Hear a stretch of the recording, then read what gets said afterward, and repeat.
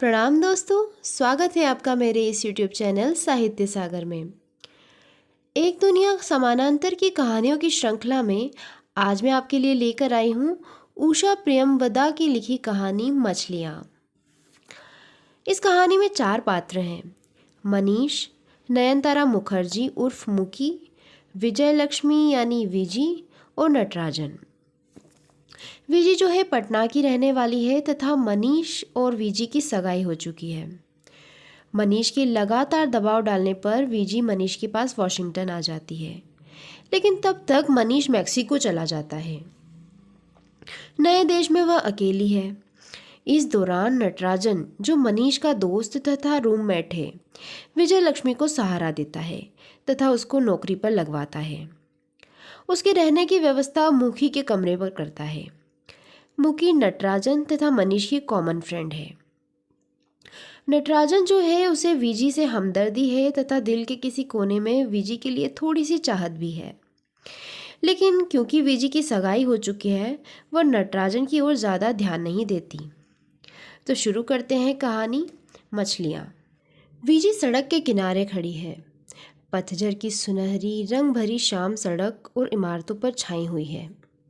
पूर्व से रह रहकर हवा आती है, जिससे विजी की हल्की पारदर्शी नायलॉन की साड़ी पर छपे फूल धीरे धीरे हिलते हैं।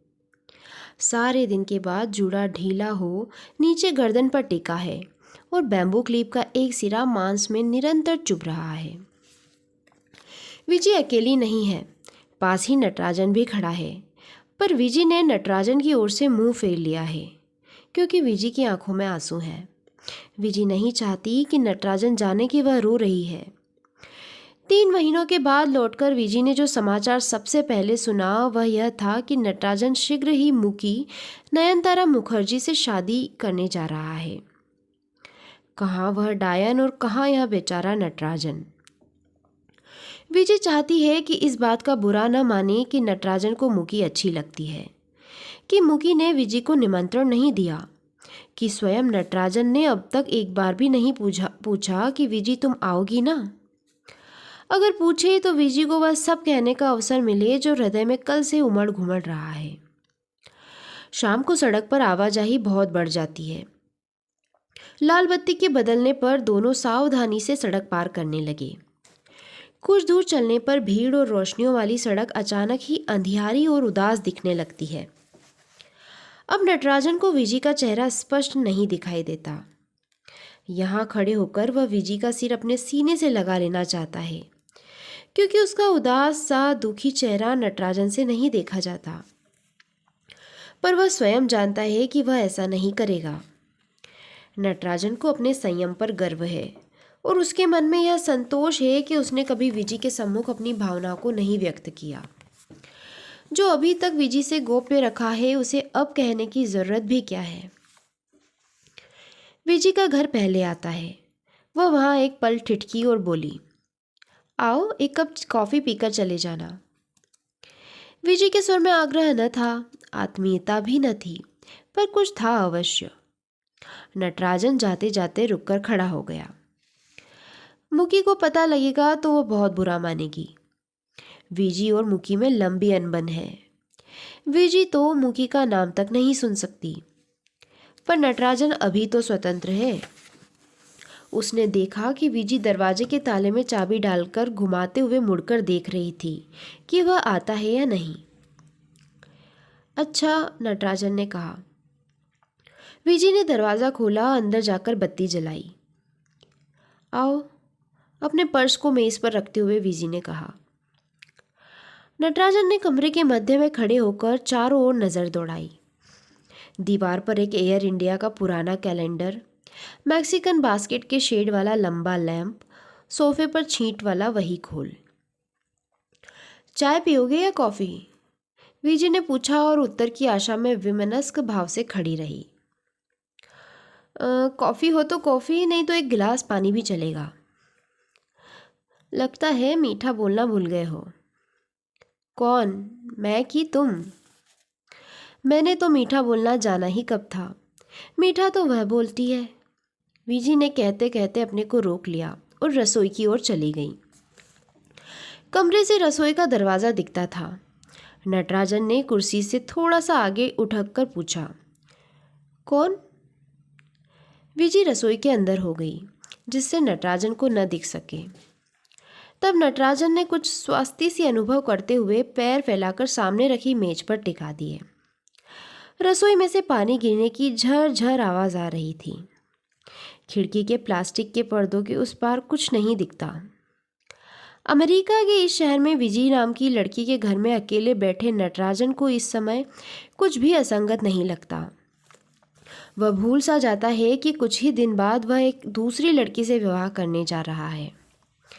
जैसे उसने अपनी भावनाओं, विचारों को अलग अलग कक्षों में बांट दिया है। 6 साल से वह विदेश में रहते रहते ऊब गया है, पर भारत में पसंद की नौकरी न मिलने से यहीं कुछ और वर्ष रहना होगा। उसने मुकी से विवाह करने का निश्चय बहुत ठंडे दिमाग से सोचने विचारने के बाद किया है। मुकी उसे कुछ मायनों में अच्छी लगती है। मुकी के मन में नटराजन के लिए आदर है। दोनों जानते हैं कि विवाह का दायित्व वे अच्छी तरह निभा सकेंगे। पर यह सब विजी को कैसे समझाया जाए? कमरे में घी गर्म किए जाने की सुगंध भर उठी। फिर ढेर सारे प्याज मक्खन में छोड़ दी गई। विजी, क्या बना रही हो? नटराजन ने आवाज़ ऊंची करते हुए पूछा। स्टेनलेस स्टील की कलछी हाथ में पकड़े विजय ने रसोई से थोड़ा सा इधर आकर कहा, यूं ही कुछ थोड़ा सा। कितनी बार बताया कि पहले सरसों के दाने चटका लिया करो, प्याज पहले डालने से वह ठीक से नहीं चटकते। नटराजन कहते कहते कुर्सी से थोड़ा उठा, फिर बैठ गया। आज वह विजी का अतिथि है। रसोई में जाकर बीच में अड़ंगा लगाना उसके लिए शोभन नहीं है। वे दिन नहीं है जबकि अपार्टमेंट मनीष और नटराजन का था और रसोई में उसका आधिपत्य। मनीष को दक्षिणी भोजन अच्छा लगता था, यह जानकर विजी ने सोत्साह नटराजन की शिष्या बनना स्वीकार किया था। विजी ने कैसे पूर्ण रूप से मनीष की रुचियों के अनुसार ढलना आरंभ कर दिया। उन दिनों विजी रह रहकर हंसा करती थी और उसकी उज्जवल तरल आंखों से आंतरिक उल्लास की आभा झलकती थी। अब तो उसके गोरे चेहरे पर कलौंस आ गई है।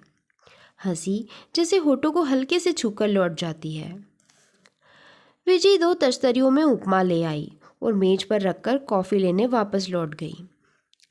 नटराजन की एक्सपर्ट आंखें देख रही है कि प्रिपरेशन ठीक नहीं है, सूजी कहीं कहीं जल गई है, पर कॉफ़ी लाकर विजी ने तश्तरी उसे दी तो वह चुपचाप खाने लगा। विजी ने स्वयं भी 2 चम्मच उपमा खाकर तश्तरी रख दी और कहा, ठीक नहीं बनाए ना? उस क्षणांश में जैसे पहले वाली प्रफुल्ला हासिनी विजी इस क्लांत मुख में झांक गई। नहीं तो अच्छा है, नटराजन ने कहा। उसे लगा कि जैसे इस बीच विजी ने अपने को थोड़ा सा और दूर हटा लिया है। दोनों के बीच की दूरी अनकही बातों की दीवार बढ़ती जा रही है। विजी ने कॉफ़ी का प्याला उसकी ओर बढ़ाया। नटराजन ने प्याला थामते हुए वातावरण को यथासाध्य सहज बनाने के प्रयत्न से पूछा, वॉशिंगटन में कैसा लगा विजी? यहाँ कब तक रहने का इरादा है? वॉशिंगटन में मैंने एक नाटक देखा था जो बहुत पसंद आया, छोटी मछली बड़ी मछली, जिसमें बड़ी मछली छोटी मछलियों को निगलती रहती है। तब से कभी कभी सोचती हूँ कि क्या छोटी मछली उलटकर वार भी नहीं कर सकती। कहकर वह अनमनी सी हंसी। तुम नहीं समझोगे, बहुत उलझी बिखरी मानसिक प्रक्रिया होती जा रही है मेरी। घर में सब ठीक प्रकार हैं? पिता, भाई, बहन? विजय ने इस प्रश्न पर चकित आंखें उठाई और कहा, वे लोग मुझे चिट्ठी ही कहाँ लिखते हैं। तुमने उन्हें सूचना नहीं दी?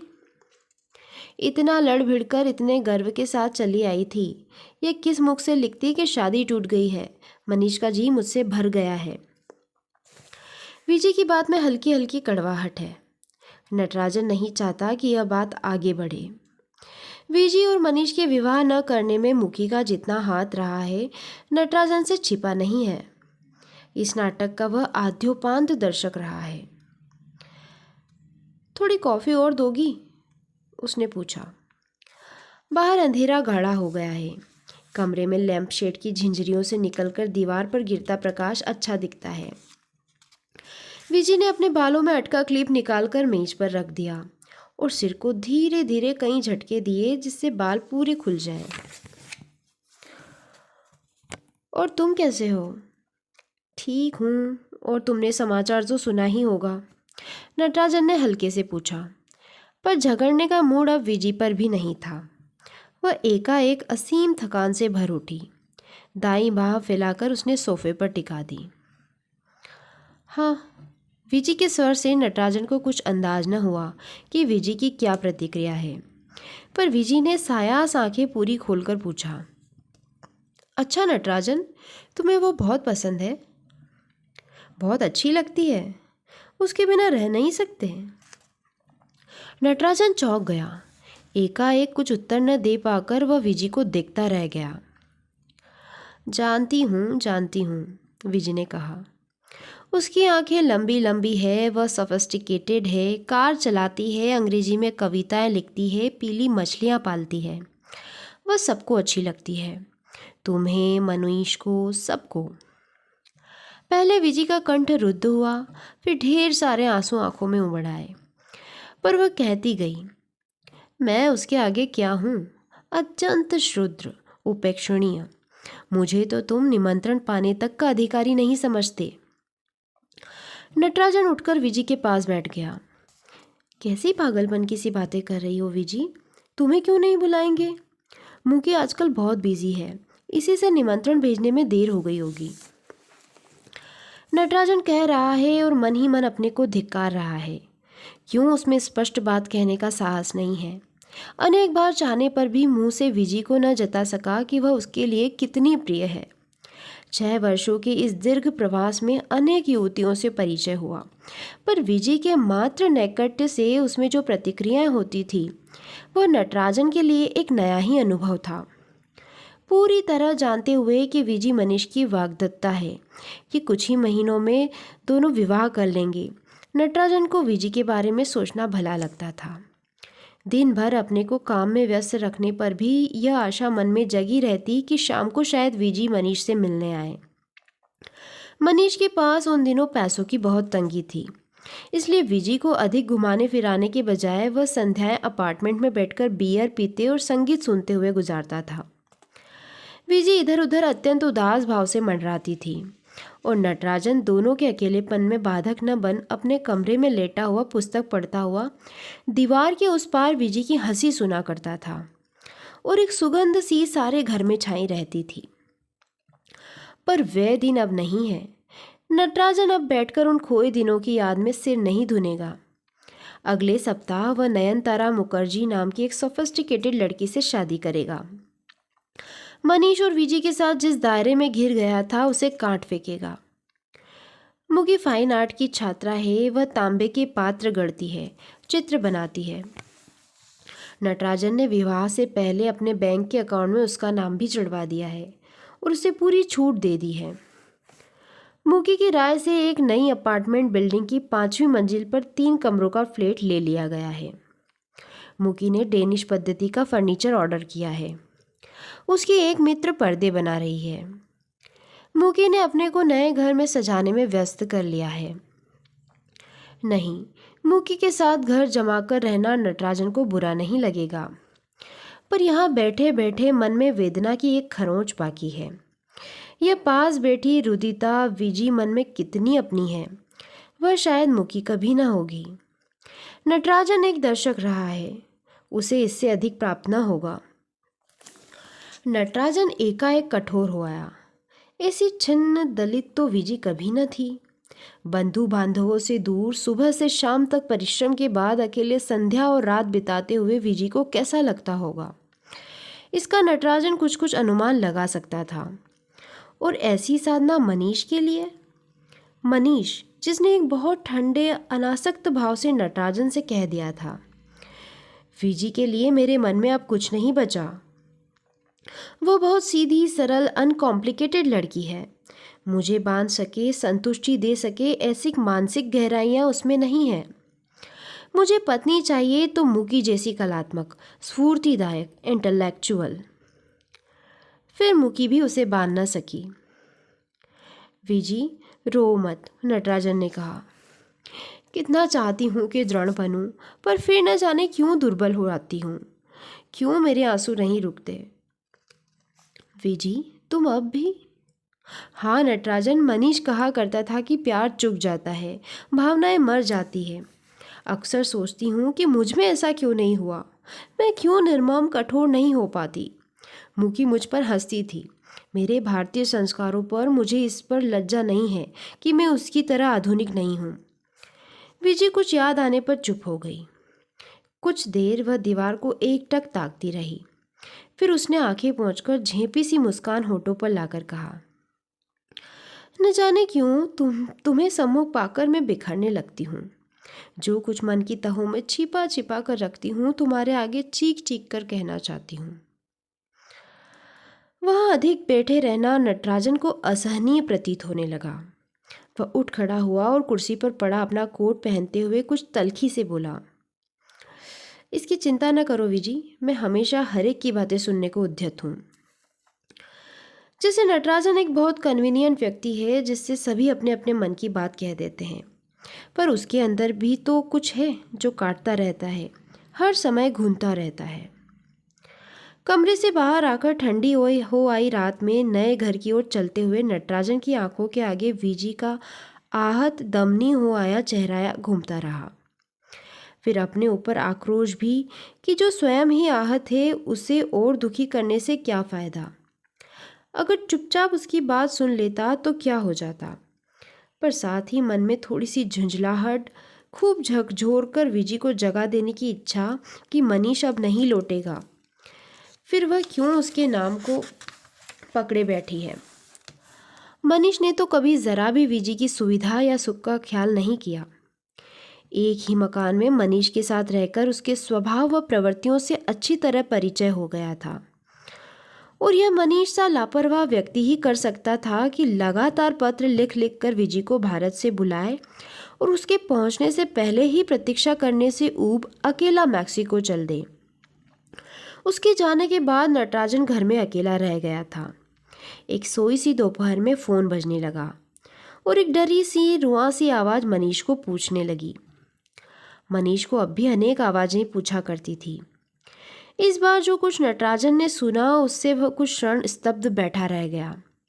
फिर जल्दी जल्दी कपड़े बदले गराज से कार निकालकर एयरपोर्ट की ओर जाते हुए नटराजन को लगता रहा कि कहीं कुछ गड़बड़ी है। मनीष के मंगेतर भारत में हैं, दोनों की कॉलेज में मैत्री रही है, यह उसे मालूम था, पर वह अचानक कहाँ पहुंचेगी इसका उससे अनुमान भी न था। फिर मनीष की आर्थिक स्थिति भी अभी विवाह कर गृहस्थी बसाने की न थी। एयरपोर्ट पहुंचकर नटराजन ने लाउंज के द्वार पर खड़े होकर चारों ओर देखा। अलग हटकर एक कुर्सी पर बैठी विजी सहज ही दृष्टि में आ गई। पास जाकर अपना परिचय देते हुए नटराजन को विस्मय का दूसरा झटका सा लगा। जिस स्मार्ट सेट में मनीष रहता था उससे विजी भिन्न थी।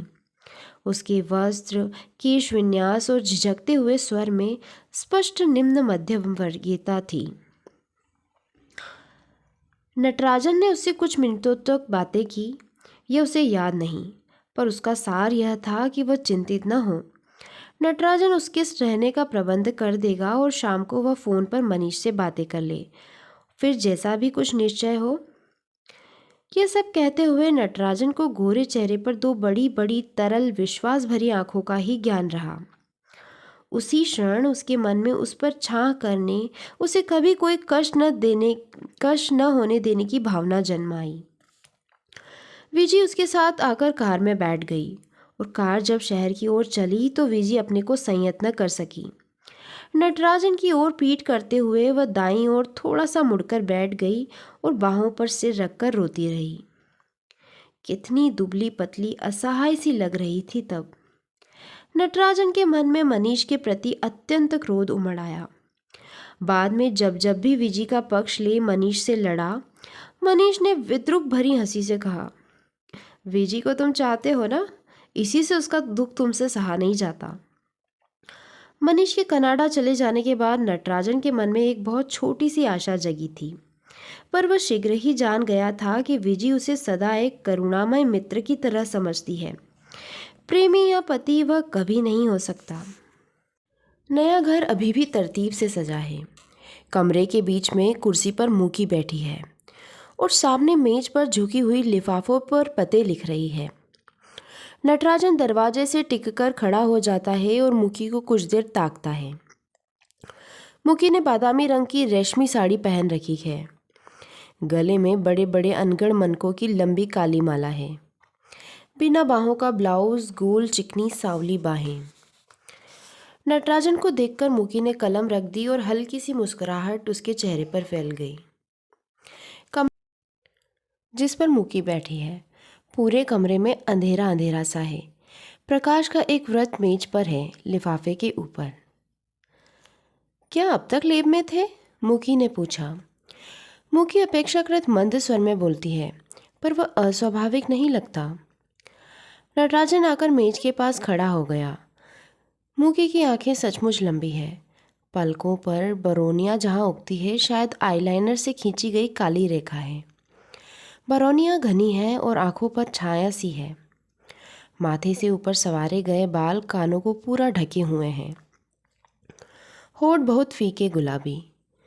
पर यह सब कुछ मूकी पर बहुत फबता है। मूकी के व्यक्तित्व में ठहराव है। जो वह कुछ सोचती है उसे आवेष्टित करती है। वीजी की तरह तुरंत विचलित या खुली हुई नहीं है। नटराजन ने चाहा कि वह वीजी और मूकी की तुलना करना छोड़ दे, पर वह ऐसी आदत बन गई है कि सहज नहीं छूटती। नटराजन ने एक निमंत्रण पत्र उठा लिया और कहा, तुमने विजयलक्ष्मी को निमंत्रण भेज दिया? उसकी आंखें मूकी के चेहरे पर स्थिर थी, पर उसमें कोई परिवर्तन नहीं होता। अभी नहीं भेज पाई हूँ, नटराजन ने निमंत्रण पत्र लिफाफे में डालते हुए कहा। ये मैं रख लेता हूँ, कल दे दूँगा। मूकी ने हाथ बढ़ाया और लिफाफा नटराजन से ले लिया। तुम क्यों कष्ट करोगे, मैं ही भेज दूँगी। बात खत्म हो गई। मूकी को यह प्रसंग अच्छा लगा या नहीं, नटराजन के पास यह जानने का कोई साधन नहीं था। उसने खाली कमरे में एक चक्कर लगाया। अभी नया फर्नीचर नहीं आया है। मूकी अपने पुराने फ्लैट से थोड़ा थोड़ा सामान लाती जा रही है। शयन कक्ष में बक्स, किताबें, कैनवसें दीवार के किनारे किनारे रखी हुई है। रसोई घर में उपहार रूप में आया तमाम सामान इकट्ठा हो गया है। मूकी हर काम बड़ी निष्ठा और चाव से कर रही है, पर नटराजन क्यों अपने को इस उत्साह में नहीं डुबा पाता। प्यार की बातें दोनों के बीच कभी नहीं हुई, यद्यपि काफ़ी समय दोनों ने साथ बिताया है, घूमने फिरने, पार्टीबाजी और उत्सवों में जाने में। मूकी ने कभी न प्यार मांगा न प्यार देने का वादा किया। जैसे दोनों ही ने सहज भाव से ग्रहण कर लिया कि विवाह के बाद सब ठीक हो जाएगा। पर अब नटराजन के मन में कुछ संशय जाग उठा है। वीजी अब भी मन को बांधे हुए हैं। शायद मूकी भी मनीष को मिस करती हो। नटराजन को अपने बारे में भ्रम नहीं है। मनीष को स्त्रियां सहज ही आकर्षक पाती है। नटराजन दुबला पतला मंझोले कद का, बहुत कुछ स्त्रीण प्रवृत्ति का युवक है। कम बोलता है, अपने में सिमटा घिरा रहता है। मूकी को रिझा सके ऐसा है ही क्या। नटराजन ने देखा मूकी हाथ का काम छोड़कर उसे एकटक देख रही है। नटराजन ने थोड़ा सा मुस्कुराकर, आगे इस पर बात नहीं हुई, थोड़ा सा मुस्कुराकर अपने विचारों पर आवरण सा डालते हुए पूछा, तुम कब से यहाँ पर हो? शाम से ही आ गई थी। बची हुई किताबें पैक कर ली थी, नीचे कार में ही हैं अभी। मैं ले आता हूँ। नटराजन चलने को तैयार हुआ। नहीं, रहने दो। जब तक यहाँ शेल्फ नहीं है तब तक बक्स में रहने में कोई हर्ज नहीं। कब आ रही है शेल्फें? इस सप्ताह के अंत तक। पर्दे भी तब तक बन जाएंगे। मूकी कुर्सी पीछे खिसकाती हुई उठ खड़ी हुई और लिफाफे इकट्ठे कर बड़े से पर्स में डाल दिए। फिर वह नटराजन के पास आकर खड़ी हो गई और खिड़की के पार देखने लगी। रात के समय बाहर देखने को रम्य कुछ भी नहीं है। दूर तक फैला काला प्रगाढ़ अंधेरा और फिर बहुत बिजलियों की एक लंबी धूमिल पात। मूकी के इतने निकट होने पर उससे किसी महंगे सेंट की सुगंध आती है। नटराजन मौन है। मुकी ने पूछा। मुझे मेरे घर तक छोड़ने चलोगे? चलो। मुकी ने कार की चाबी नटराजन के हाथ में पकड़ा दी और दोनों साथ ही दरवाजे तक आए। और जब तक नटराजन ने ताला बंद किया, मुकी तिरछी सी खड़ी उसकी प्रतीक्षा करती रही। नटराजन की कार बाहर खड़ी थी। नटराजन मुकी को उसके घर तक पहुंचाकर लौटने लगा। मुकी ने उतरते हुए एक बार खाने के लिए रुकने को कहा था, पर उसे असुविधा होगी यह कहकर नटराजन ने अस्वीकार कर दिया। मुकी अंदर चली गई और नटराजन ने एक अंधेरी सड़क पर कार मोड़ दी। अभी नींद नहीं आएगी, यह जानकर उसका मन अपने घर लौटने का नहीं हुआ। सड़क सुनसान थी और तीव्र गति से दौड़ती कार की खिड़की से तेज हवा अंदर आ रही थी। दाईं ओर मुड़ने पर कब्रगाह है और विजी को कई बार इस ओर सैर के लिए ला चुका है। प्रारंभ में विजी और मुकी कितनी अच्छी मित्र थी। विजी को एयरपोर्ट से लाकर मुकी के पास ही छोड़ा गया था, पर मनीष को मुकी से प्यार है, यह जान विजी बाद में विक्षिप्त सी हो गई थी। उसने रोते हुए मुकी की बनाई पेंटिंग्स दीवारों से उतारकर फाड़ डाली थी। उसके गड़े हुए बर्तन जमीन पर पटक दिए थे। और जब मनीष की वर्जना का उस पर कोई असर नहीं हुआ तो उसने विजी को तड़ातड़ 2 चांटे मार दिए थे। तब नटराजन और न देख सका। मनीष को अलग करते हुए उसने विजी को पकड़ लिया था। विजी शिथिल गात उसकी पकड़ से सरक कर भूमि पर बैठकर रो उठी थी। मुकी यह सब सुनकर रसोई से निकली थी और उसके चेहरे का भाव अब भी नटराजन के मन पर अंकित है। शाम की शुरुआत ठीक हुई थी। मुकी और विजी ने उन दोनों को भोजन पर बुलाया था। मनीष और विजी को बैठक में छोड़कर मुकी रसोई घर में चली गई और नटराजन के साथ जाकर उसकी सहायता करनी चाहिए। मुकी ने कहा, यहाँ सब ठीक है नटराजन, सिर्फ सलाद बनाना है, मैं कर लूँगी। तुम तब तक बियर क्यों नहीं पीते? बैठक में जाकर मनीष और विजी के एकांत में बाधक न बनने के लिए नटराजन टेरेस पर चला गया, जहाँ न चाहते हुए भी उसके वार्तालाप का कुछ अंश उसके कानों में पड़ता रहा। शायद विजी ने कहा कि यहाँ आकर अभी तक विवाह न होने के कारण उसकी काफ़ी बदनामी हो रही है। मनीष का उत्तर वह सुन न सका, पर अचानक ही चीखने, झगड़ने और चीज़ों के फेंके जाने के स्वर से नटराजन चौंक कर कमरे की ओर झपटा। परिचित भीरू विजी प्रचंड दुर्दमनीय बन गई थी। बाद में नटराजन द्वारा झकझोरे जाने पर उसने चौंक कर आंखें खोली, जैसे होश में आई हो। फिर उसकी आंखों से झरझर आंसू गिरने लगे और उसने कहा, मैं यहाँ एक पल भी नहीं रह सकूंगी, मुझे कहीं और जगह ले चलो। समझा बुझाकर नटराजन ने उसे जाकर शैया पर लेटने को बाध्य किया। विजी का चेहरा ऐसा हो आया था कि उसके अंदर का सारा प्रकाश बुझ गया हो। वह बिना प्रतिवाद किए शयन कक्ष में चली गई। नटराजन जब विजी को अंदर भेजकर मुड़ा तो देखा मुकी भूमि पर से फटे कागज के टुकड़े इकट्ठे कर रही है। फिर उसने तांबे का दीपाधार उठाया जो मेज के नीचे जा पड़ा था और उसमें पड़ गए गड्ढों को बार बार छूने लगी। मनीष इस बीच जा चुका था। इस सब के लिए आप मुझे ही दोषी ठहरा रहे होंगे, नटराजन को अपनी ओर देखते हुए मुकी ने कहा। फिर वह उठ खड़ी हुई और बोली, अगर मनीष को मैं विजी से अच्छी लगती हूँ तो इसमें मेरा क्या दोष? आप ही बताइए, यदि मैं विजी से अधिक आकर्षक और सफिस्टिकेटेड हूँ तो क्या यह कोई अपराध है? मुकी की इस बात पर नटराजन ने चकित हो उसको देखा, पर यह सब बहुत स्पष्ट 2 टूक भाव से कहा गया था। इसमें न दंभ था न अहंकार। मुकी शायद कुछ लोगों को विजी से अच्छी लगी। रंग सांवला है पर आंख लंबी, होठ सुघड़, देह यष्टि सानुपात, उठने बैठने में एक लचक, चारों ओर एक व्यक्तित्व वैशिष्ट का आभास। मनीष और मेरी रुचि मिलती है। वह लेखक है, मैं कलाकार। विजी इज अ नाइस गर्ल, मगर उसमें मनीष से व्यक्ति को आजन्म पकड़कर बांध रखने को है ही क्या? मुकी अभी कभी भी उद्वेलित नहीं होती। उसके स्वर में एक ठंडापन है। वह विजी की तरह केवल एक गृहिणी मात्र बनकर संतुष्ट नहीं रह सकेगी। पर इसके बाद जब विजी ज्वर और सर्दी के कारण बीमार हो गई, तब मुकी ने ही एम्बुलेंस बुलाकर उसे यूनिवर्सिटी अस्पताल में भेजा। अगली सुबह विजी के लिए गुलाब का एक फूल खरीदकर नटराजन उसे देखने गया। विजी अनिश्चित भाव से थोड़ा मुस्कुराई। नटराजन उसे कृत्रिम रोष से देखने लगा। कुछ देर दोनों चुप रहे।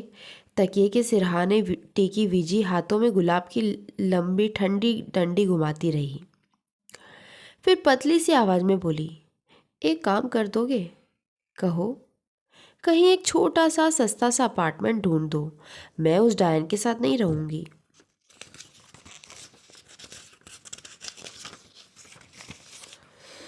आगे इस पर बात नहीं हुई। इधर उधर की छोटी निरर्थक बातों में समय बीत गया। दोनों ही ओर तनाव सा था। नटराजन चलने को उठा तो वीजी ने पूछा, नटराजन, वो मनीष कैसे है? ठीक है, कहते हुए नटराजन ने झुककर उसके बाल थपा दिए। अगले 2 दिन अपार्टमेंट ढूंढते हुए बीते। इसी बीच लाइब्रेरी जाकर भी कुछ लोगों से मिल आया। भारतीय भाषाओं की पुस्तकों की कैटलॉगिंग करने के लिए एक जगह खाली थी। वहाँ वीजी काम करे इसका प्रबंध किया और फिर लाइब्रेरी के पास ही एक छोटा सा अपार्टमेंट भी मिल गया। एक कमरा, छोटी सी रसोई और बाथरूम। विजय के अस्पताल से लौटने से पहले ही नटराजन ने उसका सामान वहां पहुंचा दिया। सामान मुकी ने पैक कर दिया था। वह नटराजन के साथ आकर चीज़ें ठीक कर गई। बाजार से थोड़ा ज़रूरी सामान, फल, दूध, मक्खन आदि लाकर रेफ्रिजरेटर में रख दिया। फिर उदास सी दीवार पर एक एयर इंडिया का कैलेंडर लगा दिया। न चाहते हुए भी नटराजन को लगा मुकी भली है, मुकी उदार है, और इसी से मन में थोड़ी सी श्रद्धा जागी।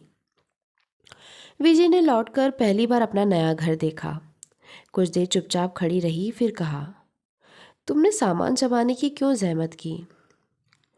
वह तो मुकी आकर ठीक कर गई, मुझे कुछ नहीं करना पड़ा।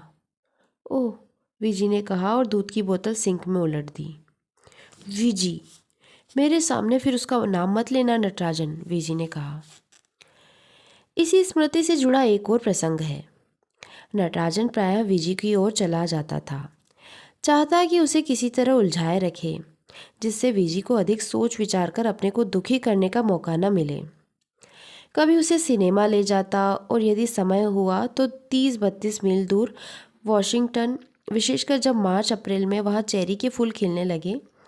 पहली बार विजय ने गहरे नीले रंग की साड़ी पहनी थी। उस पर ढेर सारे आड़े तिरछे सीधे सफ़ेद हाथी छपे हुए थे।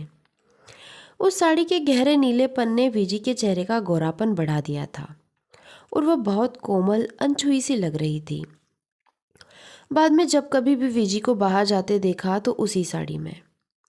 फिर वह साड़ी आंखों में चुभने सी लगी और मन में रह रहकर प्रश्न उठने लगा कि विजय की शादी की तैयारी में सूटकेस भर जो साड़ियाँ लाई थी, उनमें से क्यों नहीं पहनती। एक दिन रहा नहीं गया, हंसी में पूछ बैठा, जब देखता हूँ यही साड़ी पहने दिखती हो, बहुत अच्छी लगती है क्या? विजय ने दीर्घ समतल दृष्टि से देखते हुए हल्के से उत्तर दिया, बाकी साड़ियाँ मुखी ने रख ली, किराया बाकी था। कुछ पल चुप रहकर नटराजन ने पूछा, मुझे क्यों नहीं बताया तुमने? विजय चुप रही। नटराजन ने कुछ आगे झुककर कहा, विजय, तुम अब भी मुझसे दुराव सा रखती हो। मैं तो चाहता हूँ कि तुम्हारे हर दुख, हर चिंता का भागीदार बन सकूँ। मेरे पास जो कुछ भी है वह तुम अपना ही समझो। विजय, जो अब तक बैठी पोटोमैक नदी के उस पार एयरपोर्ट की बिजलियां देख रही थी, अत्यंत त्रस्त हो उठी। एक झटके के साथ खड़े होते हुए उसने कहा, आगे कुछ मत कहो नटराजन, मैं तुमसे विनती करती हूँ। नटराजन कुंठित हो चुप हो गया। उसके बाद विजय जैसे खो गई। नटराजन ने अपने को काम में व्यस्त कर लिया और विजय लाइब्रेरी के बेसमेंट में कहीं छिप गई, नटराजन की दृष्टि से ओझल। जून में मनीष सामान बांध बूंद कर कनाडा चला गया और विजय वाशिंगटन लाइब्रेरी ऑफ कांग्रेस में काम करने लगी। अकेले घर में गर्मी बिताते हुए नटराजन को लगता कि अब जिधर भी मुड़ता हूँ हल्के रंगों की सूती साड़ियों में मुकी ही दिखाई देती है। मुकी जिसे पार्टियों में भी ले जाया जा सकता है, जो कुछ ही देर में आकर्षक सुस्वादु भोजन तैयार कर लेती है और जिसकी दृष्टि हर समय नटराजन को पुरुषत्व का बोध कराती रहती है। हर सुबह दैत्याकार मशीनों के शोर से ही आंखें खुलती है।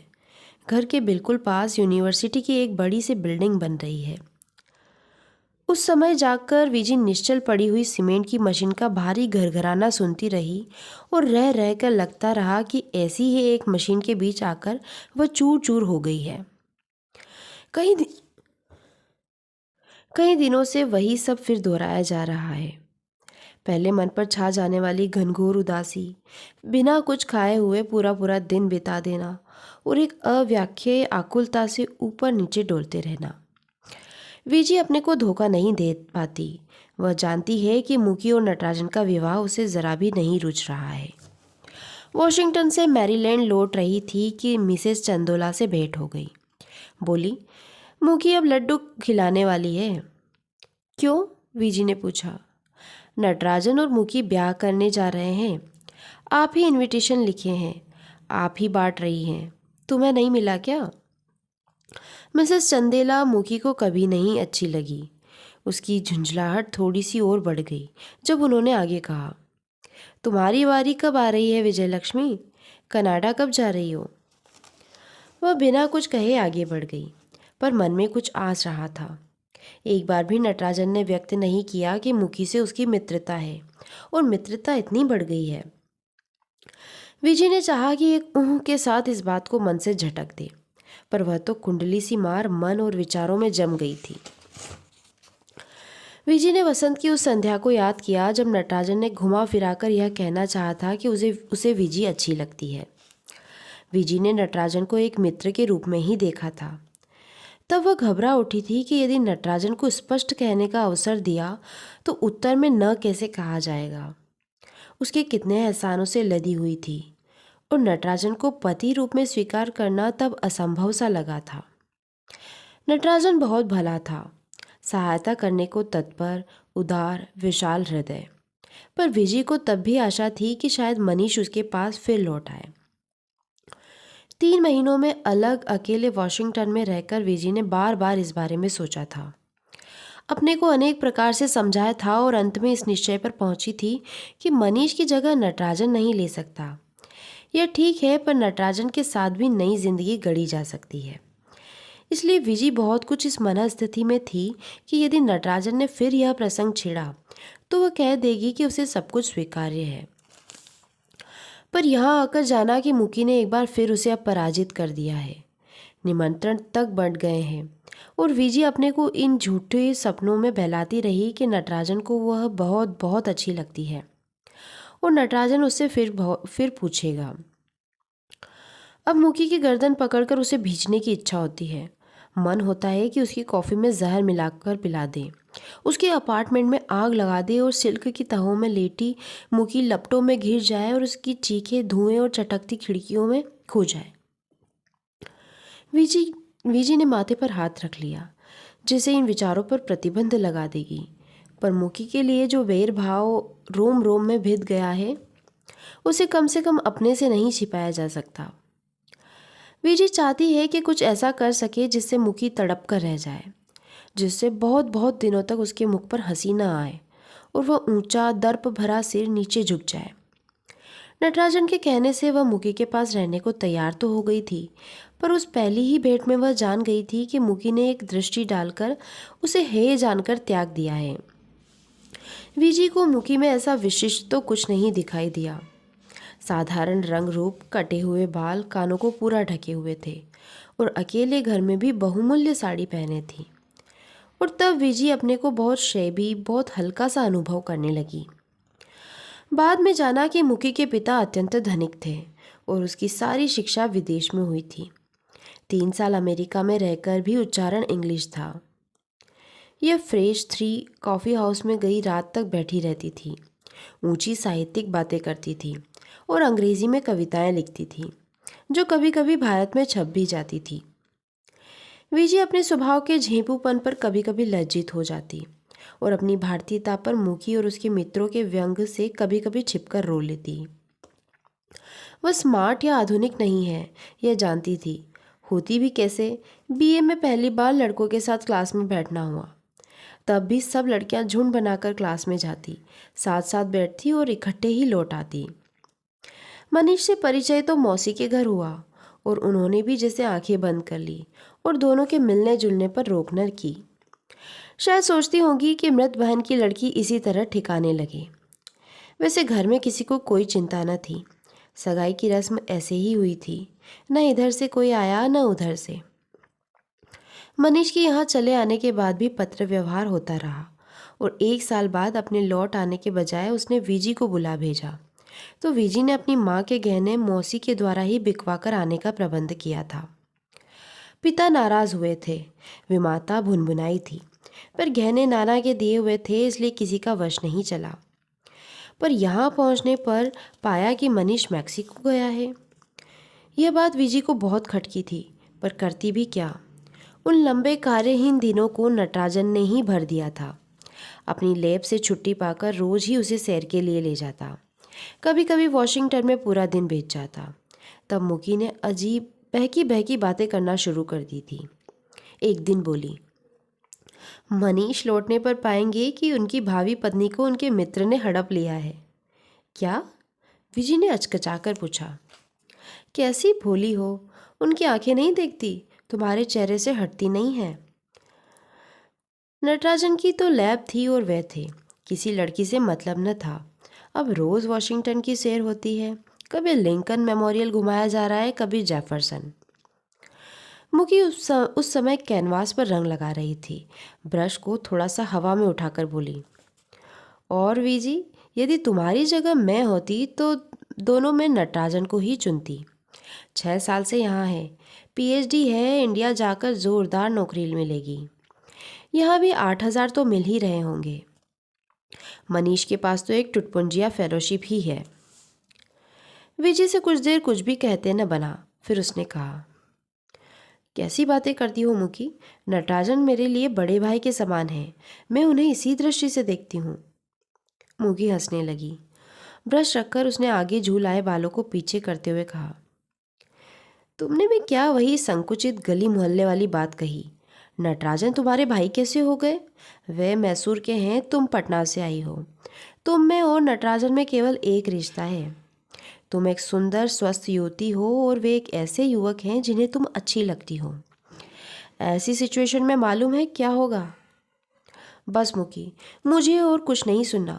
मुझे और मेरी मान्यताओं को तुम अलग छोड़ दो, विजय ने बुरा मानते हुए कहा। और अब यह विवाह होने जा रहा है। उसमें निश्चय ही नटराजन से अधिक उसके वेतन व भविष्य की संभावना का ख्याल किया होगा मुकी ने। विजय को यह दृढ़ विश्वास है, पर दुख तो इस बात का है कि नटराजन कैसे मूड हो गया। क्या वह मुकी की असलियत नहीं जानता? विजय ने उठकर चाय का पानी स्टोव पर रख दिया और हथेली पर 2 एस्पिरिन की टिकियां रख उन्हें कुछ देर देखती रही। पटना में सब कुछ वैसा ही होगा। वे माता का बुदबुदाना, पिता की लंबी चुप्पियाँ या खींच, झुंझलाहट भरा स्वर, छोटी बहन का रेडियो के साथ फिल्मी गीत गाना। क्या कभी किसी को उसकी विजय लक्ष्मी की कभी भी याद ना आती होगी? इन 1.5 सालों में कितनी दूर आ गई है वह। मुड़कर देखने से मन में ऐसा आश्चर्य सा भर जाता है कि क्या कभी जिंदगी इससे भिन्न भी थी। अब तो लाइब्रेरी का बेसमेंट है और किताबों के ऊंचे नीचे ढेर हैं। कभी कभी काम करते हुए कुछ याद आ जाता है, मनीष की बाहों की कसी जकड़, उसका मुस्कुराना और कभी कभी वह क्रूर शब्द। तब विजय यहाँ से कहीं दूर चली जाना चाहती है। वह जानती है कि वापस लौटना असंभव सा ही है। कहाँ से आएंगे किराए के पैसे और किस मुंह से पिता की देहरी पर जाकर खड़ी होगी। कहीं और नौकरी कर सकती है, पर जैसे विजय के अंदर की समस्त शक्ति रीस गई है। उस छोटी सी रसोई में खड़ी विजय सोचती है कि औरों की तरह सहज सरल जीवन क्यों नहीं हुआ उसका। कब अजाने ही कुछ ऐसा घट गया जिससे वह औरों से अलग छिटक गई। यदि मनीष पर विश्वास न किया होता तो शायद इस दशा तक न पहुंचती। यदि मुक्त से कुटिलता आती तो भी आज अकेले यूं अपने में द्वंद्व न करना पड़ता। चाय का पानी उबलने लगा। एंजाइम लैब से लाइब्रेरी तक पहुंचने में 7-8 मिनट लगते हैं, पर 4:45 बजे लैब से निकलकर वहां पहुंचने तक नटराजन ने 15 मिनट लगा दिए और तब पाया कि विजय अभी अभी लाइब्रेरी की सीढ़ियां उतर रही है। नटराजन को देखकर वह थोड़ा सा मुस्कुराई और आकर लाल बत्ती के पास खड़ी हो गई। 8 घंटे कड़े श्रम के बाद मुख क्लांत हो ही जाता है, पर उसके व्यवहार में कल जैसी रुखाई न थी। अधिक बातें न हुई और सड़क पार कर दोनों अपनी अपनी गली में आ गए। विजी का घर पहले आया और पिछले दिनों की तरह फिर कॉफ़ी के लिए पूछा गया।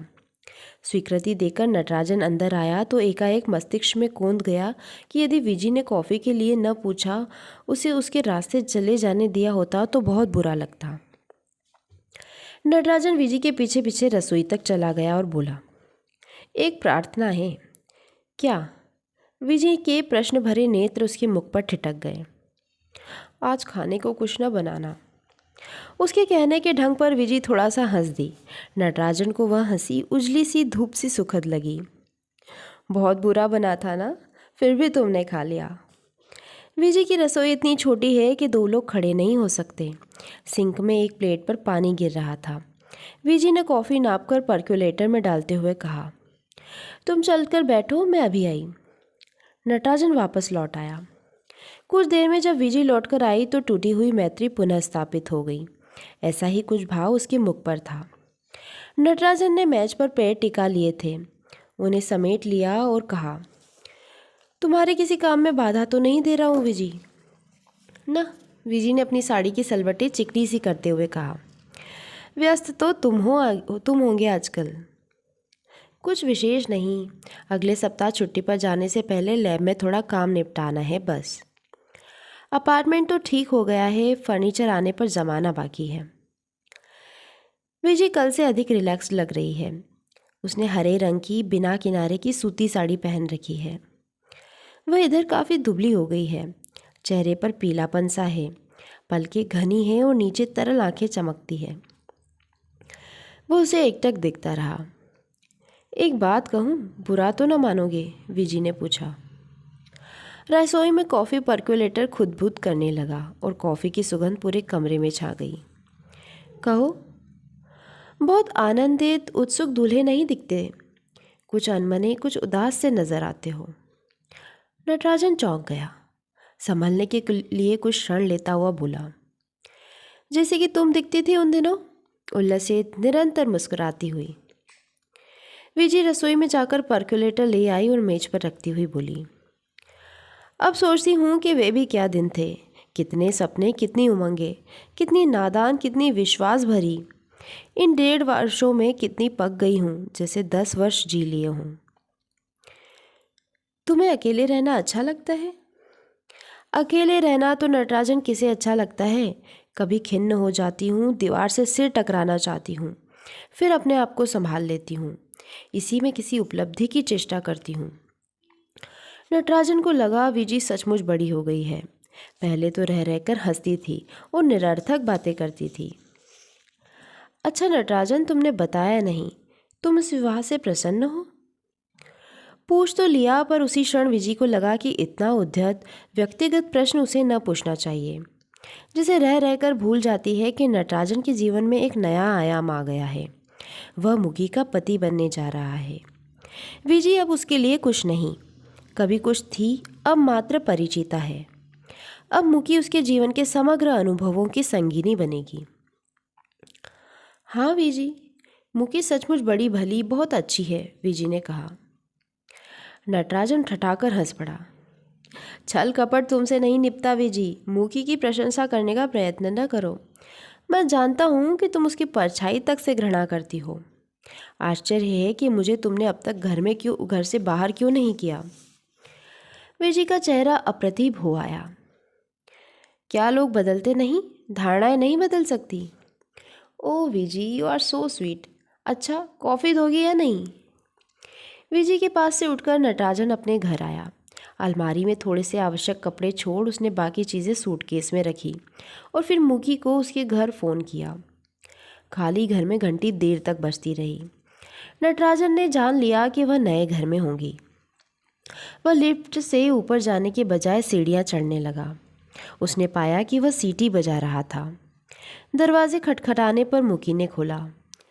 वह भी गहरे रंग की सूती साड़ी पहने थी, पर उसकी साड़ी में चौड़ा लाल बॉर्डर था जिसमें जरी के तारों का घना काम था। मैंने लैब में फ़ोन किया था पर तुम नहीं थे, मुकी ने कहा। नटराजन एक पल रुका और फिर बोला, विजयलक्ष्मी मिल गई थी, उसके साथ कॉफ़ी पीने चला गया था।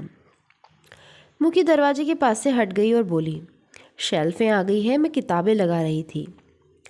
नटराजन ने कोट उतारकर कुर्सी पर डाल दिया। मुखी की दृष्टि उस पर पा उसने कोट उठाकर टांग दिया और कुछ हंसता सा बोला, अभी से डिसिप्लिन करने लगी। नटराजन का मन हल्का सा है। वह जानबूझकर नहीं सोचेगा कि इसका कारण क्या है, पर फिर भी वह जान रहा है कि आज विजी हंसी थी, खुली खुली थी। विजी की हंसी मन को भाती है। चाहता है कि विजी पहले की तरह हंसा करे, विजी प्रसन्न रहे। किताबों को बक्सों से निकालकर मुखी ने फर्श पर फैला दिया। वह उठाकर नटराजन को देने लगी और नटराजन उन्हें लगाने लगा। 7 खानों की शेल्फ है, दीवारों को पूरी ही ढक लिया है। जब सारी किताबें करीने से रख जाएगी तो कमरा भरा भरा लगेगा। मुखी एक कपड़े से किताबों की धूल पोंछती जा रही है। तुम्हारी साड़ी धूल से अट जाएगी मुखी, लाओ मैं साफ करूँगा। पुरानी ही तो है, मुखी ने कहा। 3 खाने भर चुकने के बाद दोनों बक्सों पर बैठकर सुस्ताने लगे। कमरे में गर्मी सी हो रही है। बाहर थोड़ा सा टहलने चलोगे? चलो। कमरे में बत्ती जलती छोड़ दोनों बाहर निकल गए। नीचे पहुंचकर लगा कि शाम सचमुच ठंडी और मोहक है। सड़क की बत्तियां बहुत चमकीली और पेड़ चुप खामोश। नटराजन ने पूछा, कार पर थोड़ी दूर चलोगी मुखी? अच्छा। नटराजन ने दरवाज़ा खोला और मुखी रुक गई। नटराजन बाईं सीट पर आ बैठा और कार स्टार्ट की। बिना जाने उसने कार कब्रगाह की ओर मोड़ डाली। कार में मुखी के सेंट की सुगंध है। दीर्घ मौन को तोड़ते हुए नटराजन ने पूछा, मुखी, क्या तुम्हें यह सब सच लग रहा है? मुखी गर्दन मोड़ बाहर देखने लगी, जैसे इस बात का उत्तर नहीं देना चाहती। नटराजन को हरी साड़ी में लिपटी मुखी सच नहीं लगती। उसने आज तक मुखी का स्पर्श नहीं किया है। इस समय हाथ बढ़ाकर खुली बाह छूना चाहता है, जैसे यह जानना चाहता है कि क्या उसकी त्वचा उतनी ही उष्ण और चिकनी है जैसी मनीष कहा करता था। कुछ समय पहले तक मन में भरी हुई अनजान सी खुशी तड़क कर टूट गई। नटराजन के मन में अचरज सा भर आया कि वह बगल में इस नितांत अपरिचित को बैठाकर कहाँ और किस लिए ले जा रहा है। क्या उसके मन में मुखी के लिए सचमुच कहीं ममत्व या स्नेह छिपा है, या यह विवाद 34 साल के जीवन का अकेलापन दूर करने के निमित्त किया जा रहा है? पास बैठी नयनतारा मुखर्जी के बारे में वह जानता ही क्या है? नटराजन ने आकुल होकर पूछना चाहा, तुम क्या हो मुखी, तुम्हारा सत्य रूप क्या है?